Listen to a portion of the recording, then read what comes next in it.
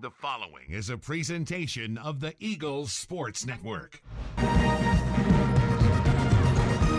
All right, back on the Domino's post-game report. Adam Cavalier alongside Carson-Newman head football coach Mike Turner. Mike, congratulations, 1-0 with a 20-13 triumph over the West Florida Argonauts. That means victory. Diet Cokes Diet Coke for you everybody. You and me. Wow, what a game. Felt like you had a game plan. You executed it to a T, and then vintage Carson-Newman football late to carry you to the win. Well, it was a great team win. It's what you wanted in a first home game.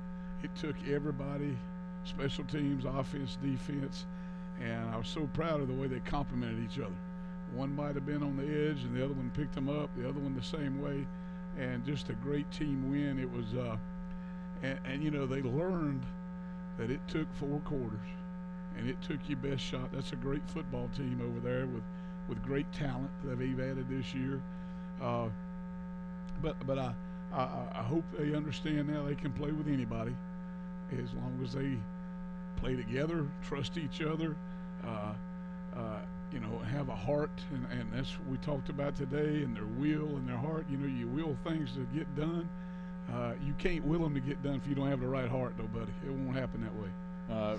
Overcame some things, too. Overcame some frustrations. Probably could have and should have been 27-6 at the halftime break. Had a fumble inside the 5. Had a 77-yard touchdown pass called back for a hold that nickel-dimer a little bit there. Yeah.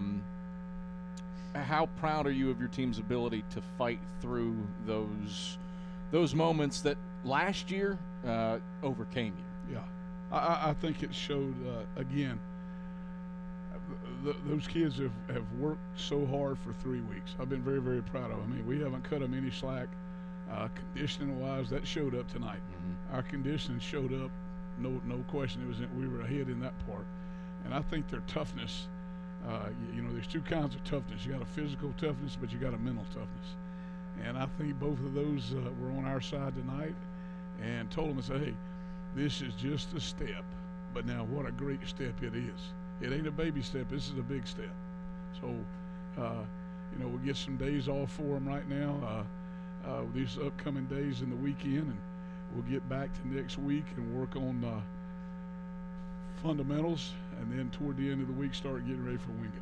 Derrick Evans was solid, if not spectacular today. 18 carries for 133 yards a score, 8 of 14 through the air for 88 yards. What'd you see out of your senior quarterback as he managed things today? Oh, I saw him make plays, and very, very proud of him. I saw him make plays. When he watches this video, he'll see some things that he tried to maybe force a little bit. But hey, that's a competitor. He wants to make plays. I'm all fired up for that one. So we'll get back to the basic part. But yeah, hey, that kid's a winner. He's excitable, and the people around him are that way too. Man, the running backs, the receivers, the offensive line, gosh, and then those defensive linemen that kept putting pressure on linebackers on stunts and blitzes, and those kids in the secondary, man, they just refuse to get beat. Rondo Peebles, shades of his father today. His dad returned a pick 58 yards for a score against Gardner-Webb in 92. He shows out, 12 tackles, 3 for a loss, a sack and a half. Really made an impact filling in for Tamoris Coates at that Michael linebacker spot. We saw it in camp. How nice is it to see it appear on the field once it's go time? I hope that linebacker position at Carson-Newman remains a special place to be. You got big shoes. You know, you got responsibility to play that position. And, man, I'm so proud of him.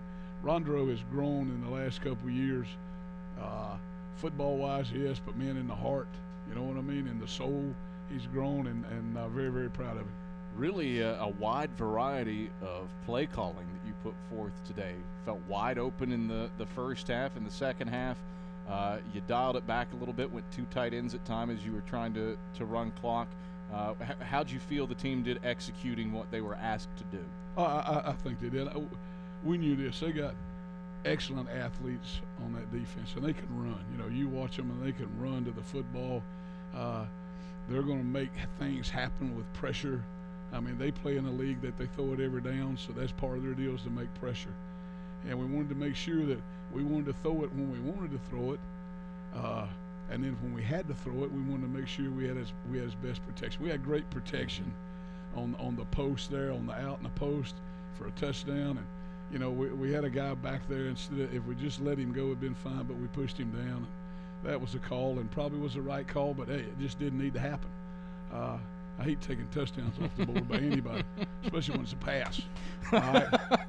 But we told our kids, just like we said the other day, we promised, hey, we were going to open it up and throw the football, and hey, I've got no hesitations, first down, second down, third down, have no problem, because hey, I got great trust in those kids that are out there. I got great trust in the kids throw it, and we're getting better and better and better protection-wise.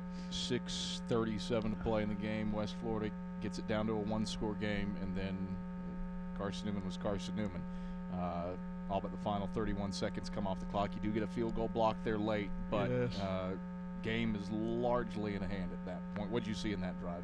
Well, I saw great heart. I mean, they made some plays when we had to make it. There was some plays there that, West Florida was pinning their ears back, and they were coming, when they read pass, they were coming with the slant and the angle and those kind of things. They were flying to the football. And, we ran a little play action thing with Wimbo and snuck him out of the backfield there at one time. And but still should have thrown the ball more to Braxton and to Romaine and those guys, because hey, they'll go catch it, and then you saw what happens when they catch it. They make something happen. Two things outside of the world of football that we get to talk about today. One of which your run out. You come out with an American flag for the first time in at least since I've been here. Yes. And that American flag flew in a combat mission in Afghanistan. How important was that to have that in hand and to be honored in that way by the U.S. Air Force? Well, it's very, very important. I had the dad of that pilot call me and said, "You've got something coming from Afghanistan." Well, I got no idea what he's talking about. And on the 14th of August, and we're in camp, and there's a package and there's certificate, and it's Duncan McPhee was the pilot. His dad's Bob. It's a coach in Denver that I know real well. And Duncan, I've known him since he was a kid. He graduated the Air Force Academy, and he's one of those pilots that goes in and cleans out things. You know what I mean? He's not taking pictures for Weather Channel. He's going in there to get things happening. And his last mission that he flew in Afghanistan, and from what I understand, it was awesome. They called out the call letters in his name, and as he took off, they talked about it being dedicated to the Carson-Newman football team. And so I got that, and I called his dad. I said, "Well, what can you tell me about the flight?" And that was his last flight, so he's home already. And he said, "You can't tell me.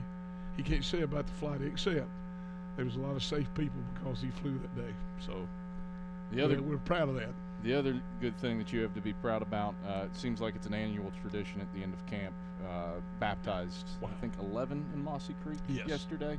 Yes. And, of course, that's been Carson-Newman football for forever and a day. Right. How nice is it to continue to see young men devote their lives to the Lord through Carson-Newman football? Well, it's a part of our program that's very special. We take it as a ministry, and we won't change that.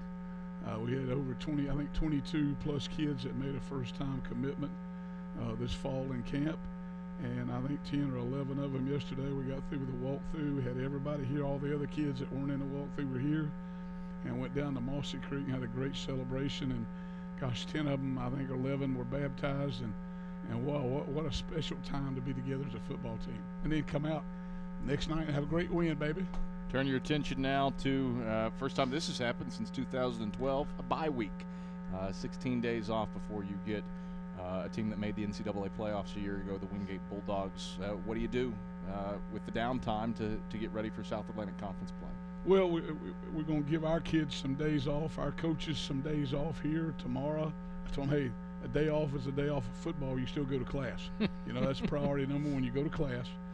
But take football off Friday, Saturday, and Sunday, and we'll come back Monday afternoon, and we'll clean all this up with video and that. And then we'll go a few days and work on getting better at fundamentals. Gosh, just you're one game down. You got tonight. Obviously, we can get better at fundamentals, and that's what's going to win down the road. That will be the deciding factor. and then toward the end of the week start getting our eyes and focused in on getting ready to play Winkett. Mike Turner, pleasure as always. Congrats on 1-0 and a 20-13 win over the West Florida Argonauts. Hey, I appreciate it, man. What a great night for Carson-Newman. That's Carson-Newman head football coach Mike Turner.